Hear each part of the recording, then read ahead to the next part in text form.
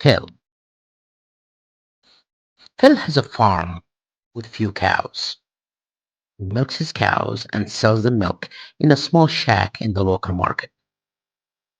And people love Phil.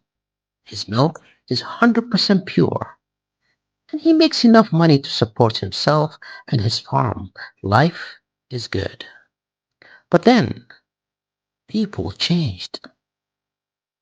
Although milk is good for them, but it tastes sour. They want something else. Juice, coffee, tea. Those things are fun to drink. So less and less people are buying Phil's milk. His business is suffering. It's like people don't know what's good for him. But poor Phil, he needs to do something. Something that will keep his business afloat. One day, his friend Jim, who owns a fruit stand in the market, comes to Phil with an idea. Hey Phil, I notice your business is struggling, and my fruit stand is so small and can't attract customers. So, how about if I give you some sugar canes that you can add to your milk?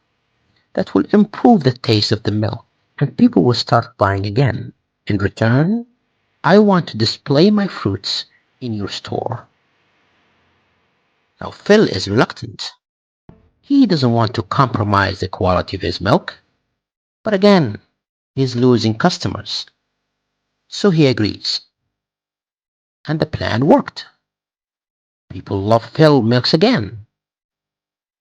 Business is getting better, and Jim is happy too.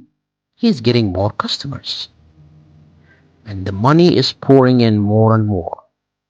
Phil expands and buys more cows, which produce more milk, which means more customers. And of course, to keep the customers happy, Phil started selling other varieties: strawberry milk or banana milk, chocolate milk. The purity of the milk is deteriorating. But hey, at least that's what the customers want, right? And other vendors saw the success of Phil's business, so they copied his model, opening their own milk shops. Phil is not happy with the competition, but what can he do? So what Phil did was he accused other vendors of selling low quality milk, despite the fact that his milk isn't pure as well. And other vendors retaliated by accusing him of the same. And the wheel keeps on turning. Vendors producing low quality milk while claiming other milk isn't pure. Journalism was a noble profession. Journalists went to extreme lengths just to keep the people informed, and newspapers made enough money to keep themselves running, but the news were honest, informative, and fair. However, technology advancements introduced radio, TV, where more entertaining programs came to light.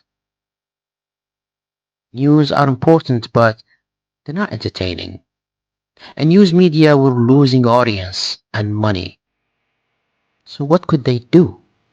They decided to give people what they want to hear rather than what they need. And just when news became entertaining, money started to flow in. Advertisements from giant corporations who got involved in. What type of news you get to see? Only the news that serves their agenda and advance their cause. The news media didn't mind, of course, because the amount of money that was coming in, which helped them grow their business, reaching more and more people, which meant more and more advertisers, which meant more and more corrupted news. Then rivalry was born between different news outlets. Each one is accusing the other one of misleading the public, fabricating the news, and, and pleasing their overlords, while they are doing the same too. We hear the phrase fake news a lot these days. Sadly, that is true everywhere. True journalism died decades ago. And whatever you see on your TV or social media, just remember there is someone behind it pushing their own agenda.